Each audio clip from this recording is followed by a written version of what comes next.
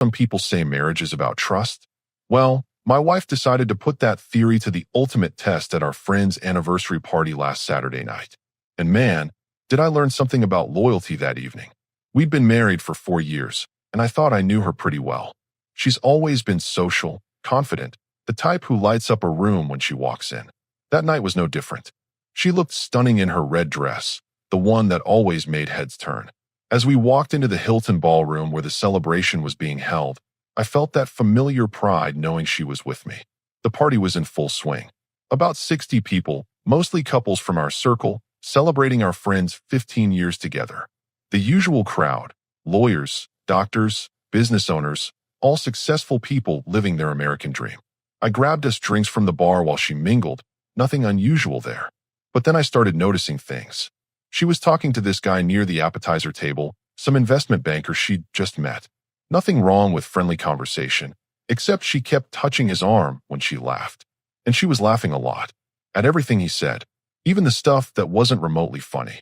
I watched from across the room as she tilted her head, played with her hair, maintained eye contact just a little too long. Classic flirting behavior. The kind I'd seen her use on me when we first met. Then she moved on to another group. Same routine. Different guy. I tried to give her the benefit of the doubt. Maybe she was just being extra friendly tonight. Maybe I was reading too much into it. But when I saw her practically pressing herself against some real estate developer while asking about his big projects, I knew something was off. I walked over, slipped my arm around her waist, and joined the conversation. She didn't pull away, but she didn't exactly lean into me either. When the guy excused himself to get another drink, I asked her quietly, "Having a good time?" "Of course," she said, that innocent smile I'd fallen for years ago. "Why? Just seems like you're really connecting with everyone tonight." She laughed, but there was something calculated about it. "Are you seriously being jealous right now? That's so unlike you." I wasn't jealous. I was confused. This wasn't the woman I married. Or maybe it was, and I just never paid close enough attention. The rest of the evening continued the same way. She'd find a new conversation partner, turn on the charm, and I'd watch from whatever corner of the room I'd been gradually moved to. She'd catch my eye occasionally, almost like she was checking to see if I was watching, which I was. By 10 o'clock, I'd had enough. Not of her talking to people, of whatever game she was playing. Because it definitely felt like a game, and I wasn't sure I understood the rules. We didn't talk much on the drive home. She seemed energized, almost glowing, while I processed what I'd witnessed. When we got to the house, I poured myself a bourbon and sat on the couch. "You're quiet tonight," she said, settling next to me. "Just thinking." "About what?" I took a sip of my drink and looked at her. Really looked at her. "About loyalty." She raised an eyebrow. "Loyalty? Yeah, what it means. How it works in a marriage." That's when she dropped the bomb that changed everything. "Actually," she said, tucking her legs under herself, "I'm glad you brought that up. Because tonight was a test." "A test?" "I wanted to see how much you trusted me. Whether you'd get jealous or possessive if I talked to other men. Whether you try to control me or have a meltdown." I stared at her, processing this information. "So you were deliberately flirting with strangers to test my loyalty?" "To test your trust in me, yes. And I have to say, you passed with flying colors. You didn't make a scene, didn't embarrass us, didn't act like some insecure husband. I'm proud of you." She leaned over and kissed my cheek, like she was rewarding a dog for sitting on command. That's when it hit me. This wasn't a test of my loyalty to her. This was her testing how much disrespect I'd tolerate, how far she could push before I'd push back, what boundaries she could cross while I stood there smiling. And apparently, the answer was pretty far. I finished my bourbon and set the glass down on the coffee table. "You know what? You're absolutely right about one thing." "What's that?" "Tonight definitely was a test." I stood up and headed toward the stairs. "Good night." As I climbed to our bedroom, I could hear her calling after me, but I wasn't interested in continuing the conversation. Not tonight. I had some thinking to do about what loyalty really meant. And more importantly, who deserved mine. Sunday morning came with the usual routine. She made coffee, I read the news on my phone.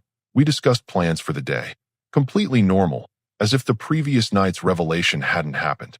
As if she hadn't just admitted to orchestrating an elaborate manipulation disguised as a trust test. But I remembered every word. Over the next few days, I started paying attention in ways I never had before. Really watching, really listening. And what I discovered was fascinating. Tuesday evening, we went to dinner with another couple at Cheesecake Factory. Nothing fancy, just our usual double date with people we'd known for years. But I watched her work the room again. The way she complimented the waiter just a little too enthusiastically. How she found reasons to touch our male friend's shoulder during conversation. The prolonged eye contact with the guy at the table next to us. And then she'd glance at me, almost checking my reaction. The pattern was clear now. She wasn't just being friendly. She was performing, testing my limits, seeing how much she could get away with while I sat there like a well-trained husband. So I decided to play her game, but by my rules. Wednesday, she suggested we hit up the sports bar to watch the game with friends. Perfect opportunity. I agreed enthusiastically, which seemed to surprise her. She'd probably expected me to make excuses after her weekend performance. The bar was packed, typical Wednesday night crowd. She immediately gravitated toward a group that included two guys she'd met at some work function. I watched her slip into flirt mode, the hair flip, the laugh, the strategic positioning. But instead of standing in the corner nursing a beer like some jealous husband, I started my own conversations. With everyone, including the attractive bartender who'd been making eyes at me since we walked in. "What can I get you?" she asked, leaning across the bar. "Surprise me," I said, matching her smile. "Something strong enough to handle whatever tonight throws at me." She laughed, a genuine sound. "Rough day. Just getting interesting." As she mixed my drink, we talked about her bartending school, her plans to open her own place someday. Real conversation, not the performance art my wife was conducting 15 feet away. When she handed me the cocktail, our fingers brushed. Completely accidental, but I didn't pull away immediately.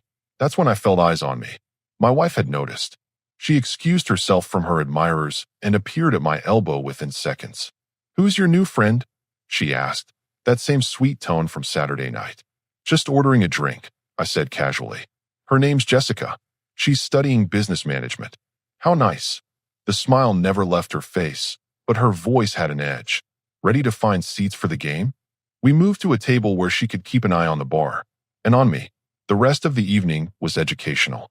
Every time I engaged naturally with someone, male or female, she'd find a way to insert herself or redirect my attention. When I talked sports with the guy next to us, she'd suddenly need help with something. When I complimented our server on her efficiency, my wife would immediately order something else, requiring more interaction. It was control disguised as concern, possession masked as affection. Thursday brought the real revelation. We were at Target picking up household stuff when I noticed her behavior shift dramatically. Around male employees, she was all smiles and helpfulness. With female cashiers, she was efficient but cold. But the moment I started a friendly conversation with the young woman helping us find storage containers, my wife materialized. "Honey, I think we have everything we need," she said, linking her arm through mine possessively. As we walked to the car, I decided to test something. "That girl was helpful," I mentioned casually. "Was she?" I didn't really notice. "Really? You seemed to notice enough to cut the conversation short." She stopped walking and looked at me. "What's that supposed to mean?" "Nothing. Just an observation." "Are you saying I was rude to her?" "Were you?" The silence stretched between us in the parking lot. Cars drove by. People pushed carts. Normal life continued while we had this loaded conversation next to our Honda. "I don't like your tone," she finally said. "I don't like double standards." That hit home. I could see it in her eyes, the moment she realized I wasn't going to keep playing the oblivious husband role. "What double standards?" "Saturday night you tested my loyalty by flirting with strangers. But when I have a normal conversation with someone, you practically mark your territory." She opened her mouth to respond, then closed it. "Classic tell. That's completely different," she said. "How?" Because I wasn't actually flirting. I was testing you. And I'm not actually interested in anyone else. I'm just being a normal human being who can have conversations." We stood there staring at each other across the roof of our car. Two people who'd been married for 4 years, suddenly speaking different languages. She got in the passenger seat without another word. The drive home was quiet, but my mind was racing. The game she'd started was becoming clearer by the day. She wanted the freedom to push boundaries while keeping me locked down tight. She wanted to test my loyalty while demanding exclusive access to my attention. That night, as she got ready for bed, I made a decision. If she wanted to keep playing games, that was her choice. But I was done being the only one following rules I'd never agreed to. Time to write my own playbook. Friday morning hit me with a clarity I hadn't experienced in years. I woke up before the alarm, mind sharp, and for the first time in a long time, I wasn't thinking about her needs, her schedule, or her feelings first thing in the morning. I was thinking about mine. The revelation came while I was making coffee, the same routine I'd done every morning for 4 years. Always her preferred blend, always her favorite mug ready first, always making sure she had everything perfect before I even considered what I wanted. When had I stopped being a priority in my own life? She came downstairs in her robe, hair messy, expecting her usual morning coffee service. But I was already dressed, my travel mug in hand. "Where are you going so early?" she asked, looking genuinely confused. "Gym. Meeting a trainer at 7. "Since when do you work out in the mornings?" "Since I decided to start putting my health first." That wasn't entirely true. I'd been thinking about joining a gym for months, but had always found excuses. Too busy, too tired. She needed help with something. Always something. Not anymore. The gym was a revelation. Not because of the equipment or the trainer, but because for 1 hour, I focused entirely on myself. My goals, my limits, my improvement. No one else's agenda mattered. The trainer, a former Marine named Carlos, put me through a brutal session. But when he said, "You've got more fight in you than you think," I knew he wasn't just talking about deadlifts. I came home energized, showered, and ready for the day. She was still in her robe, scrolling through Instagram. "How was your workout?" she asked absently. "Great. I signed up for 3 sessions a week." That got her attention. She looked up from her phone. 3 times a week? That's a lot of time. It's an investment. In what? In me. Something flickered across her face. Not quite concern, not quite irritation. More like calculation. "Well, just make sure it doesn't interfere with our plans." Our plans. When had I stopped having my own plans? That weekend, I tested something. She wanted to go to her sister's barbecue Sunday afternoon. Usually, I'd cancel whatever I had going on and tag along, playing the supportive husband role while she networked and socialized. Instead, I said, "Sounds fun. I'll probably stop by later. I'm meeting up with some guys to watch the game first." "What guys?" "Couple people from the gym. Carlos invited me to join their Sunday group." This was stretching the truth. Carlos had mentioned they sometimes watched games, but hadn't specifically invited me. Yet. "But we always go to these things together." "We do. And we will. I'll just meet you there around 4. The look on her face was priceless. Like I'd just suggested something completely unreasonable. "I don't understand why you'd want to miss the beginning of the party. I don't understand why I can't have my own interests." Another one of those loaded silences. "Fine," she said, in a tone that made it clear it wasn't fine at all. But I went anyway. Met up with Carlos and 2 other guys at a sports bar downtown. We watched football, talked about life, shared war stories from their marriages and divorces. Real conversation between men who respected each other.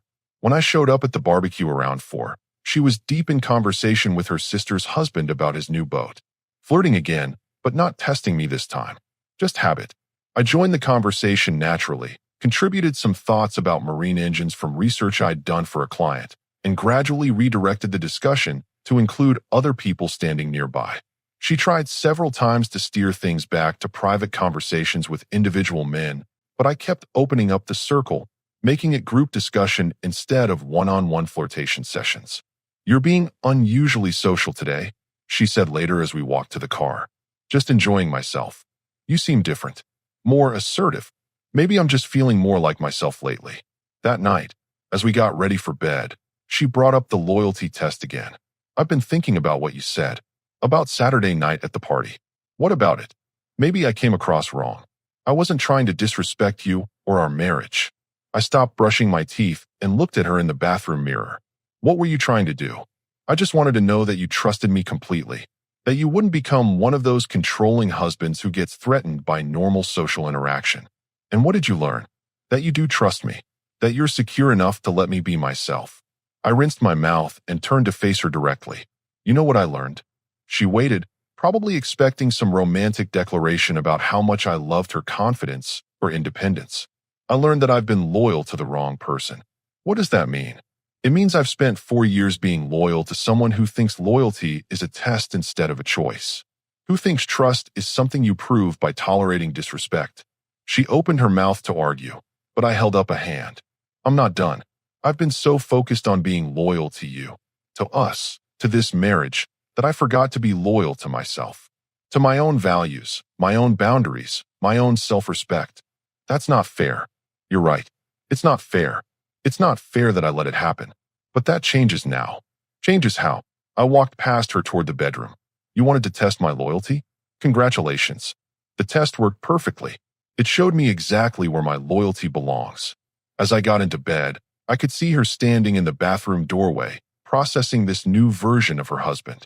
The version who didn't automatically put her needs first, who didn't accept manipulation disguised as trust exercises. For the first time in years, I fell asleep thinking about my own plans for tomorrow. Not ours. Mine. The following week brought a level of awareness I'd never experienced in my marriage.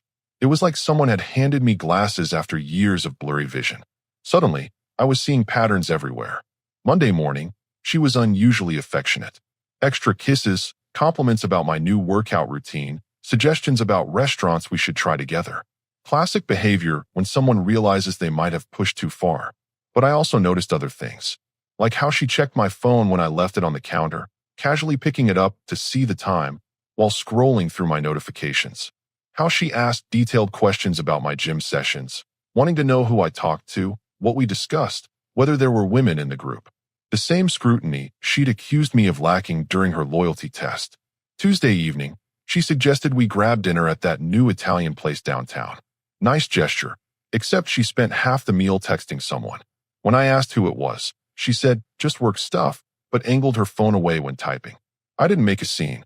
I just filed it away. Wednesday brought the most revealing moment yet.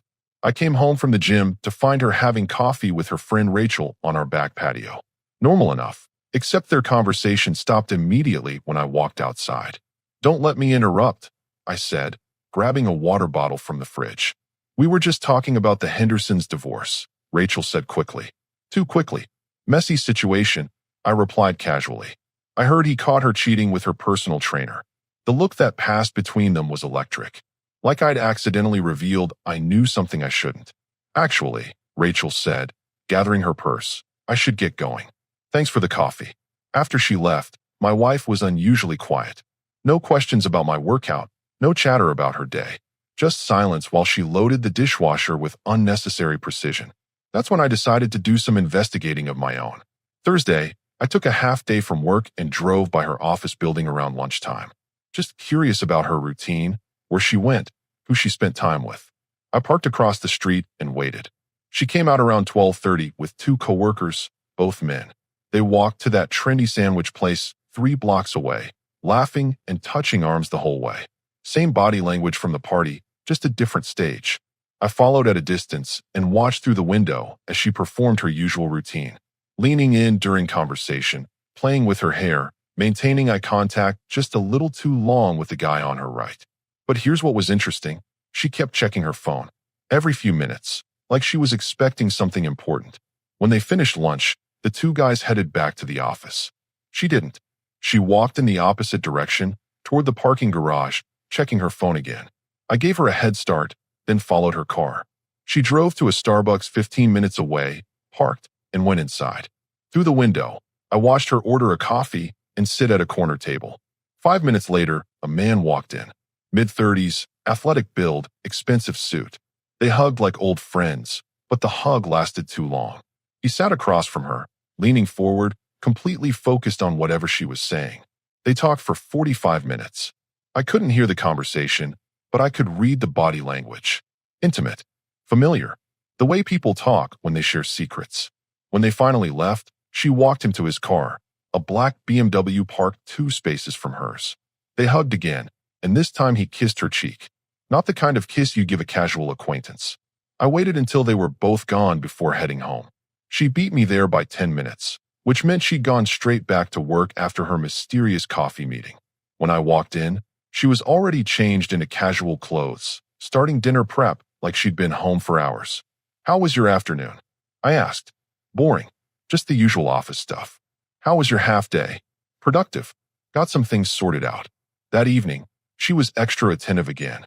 Cooked my favorite meal, asked about my day, suggested we watch a movie together. All the things a guilty person does when they're overcompensating. During the movie, her phone buzzed 3 times.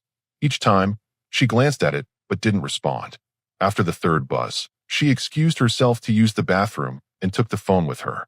She was gone for 8 minutes, long enough to have a conversation. When she came back, she was more relaxed, like whatever anxiety had been building was suddenly resolved. "Everything okay?"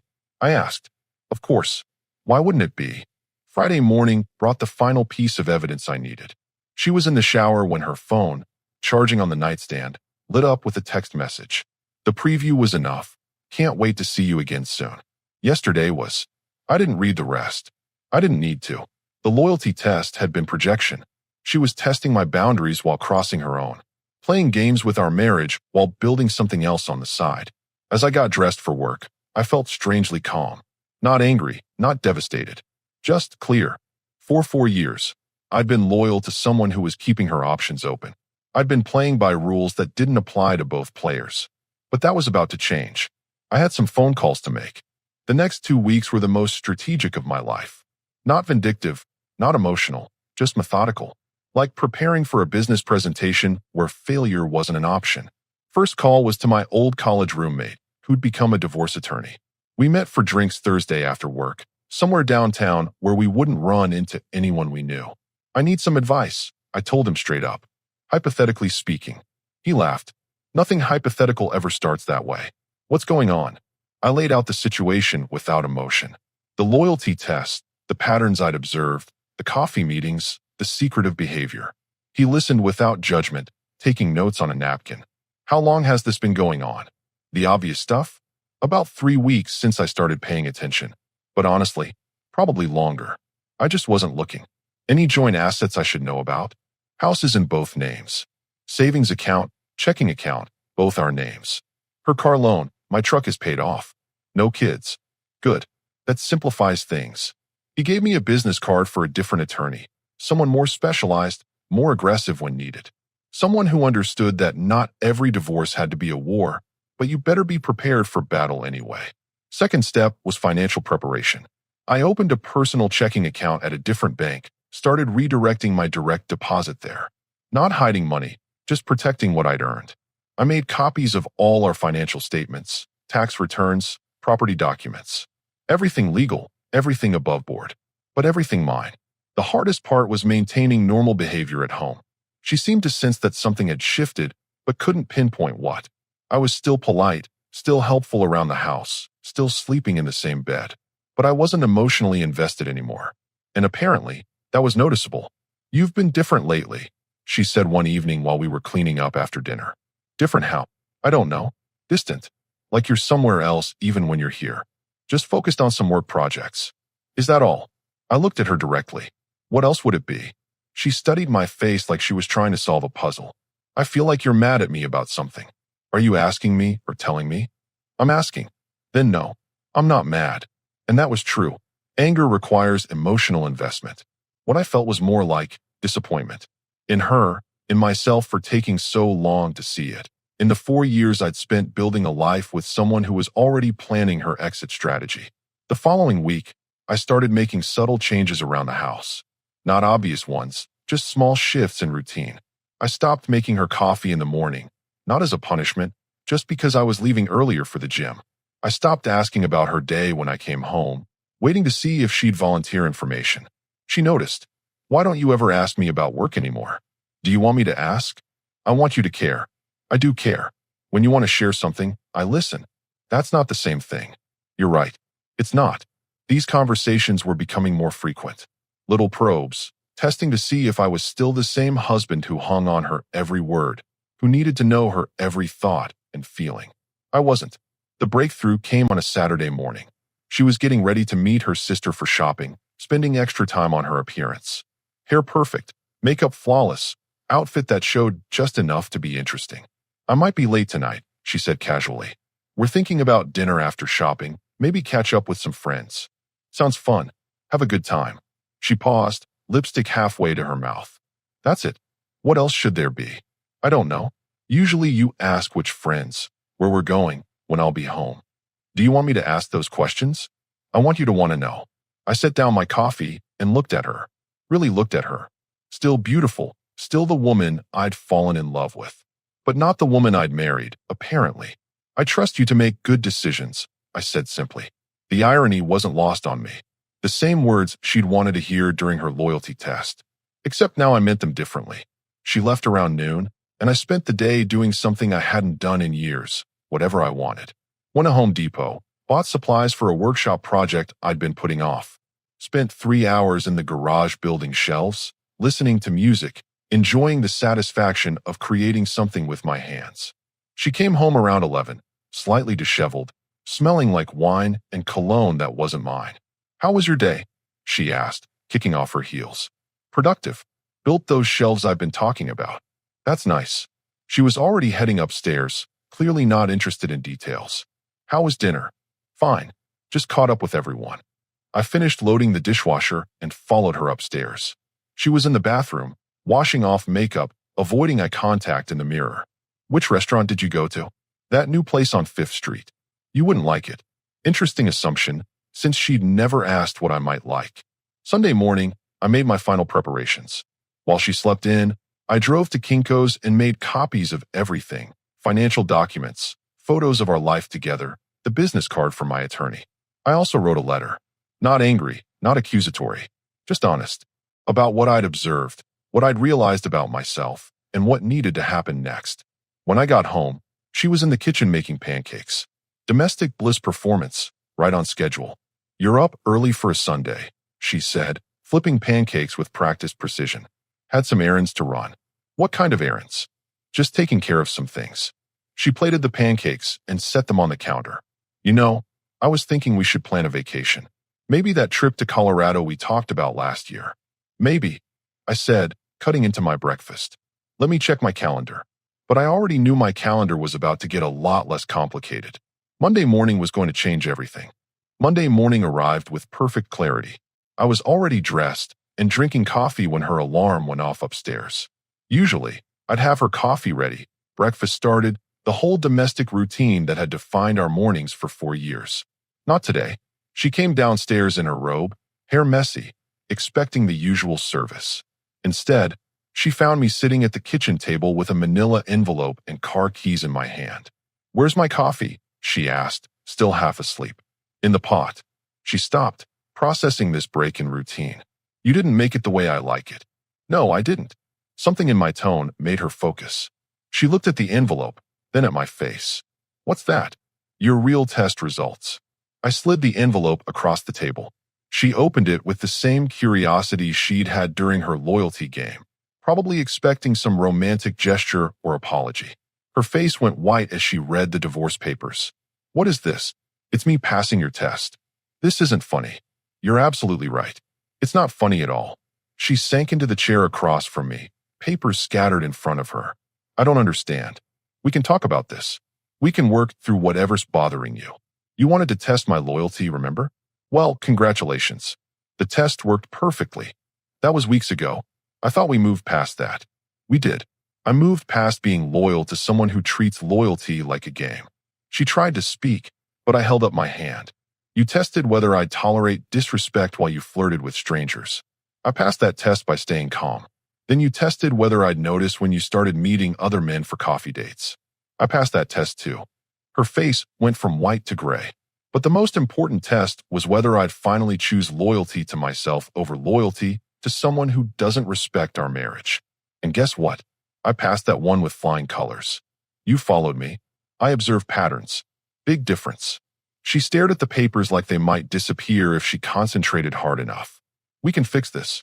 We can go to counseling. You can't fix someone who thinks marriage is a loyalty test. You can only decide whether you're willing to keep taking the exam. I never cheated. You were practicing."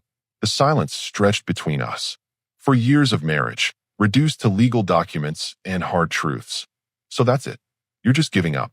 I stood up and grabbed my keys. "I'm not giving up anything. I'm choosing myself for the first time in 4 years. I'm choosing my self-respect over your games. I'm choosing honesty over whatever this performance has been." "Where are you going?" "To work. Then to my attorney's office. Then to start the rest of my life." I headed toward the door, then turned back. "You know what's funny? You wanted a husband who wouldn't get jealous or possessive, who'd trust you completely no matter what you did. Well, you got exactly what you asked for." "What do you mean?" "I trust you completely now." I trust that you'll do whatever serves your interests. I trust that loyalty means something different to you than it does to me. And I trust myself enough to walk away from someone who thinks testing boundaries is more important than respecting them. She followed me to the door, papers still clutched in her hand. This is insane. You're throwing away 4 years over a misunderstanding. The only thing I misunderstood was thinking I deserved to be treated like an option while treating you like a priority. I opened the door and stepped outside. By the way, when you're ready to discuss logistics, my attorney's card is in the envelope. She's very thorough. As I drove away, I saw her standing in the doorway, finally understanding that some tests have consequences the tester never considered. My phone buzzed with texts all morning. I didn't read them. I had passed her test after all. I'd proven my loyalty was exactly where it belonged. With myself. Our story has come to an end. If you've made it this far, how about subscribing to our channel? It helps us immensely. I've selected 2 other videos for you that I'm sure you'll enjoy. Feel free to click on them. I'll be waiting for you in the next story. See you soon.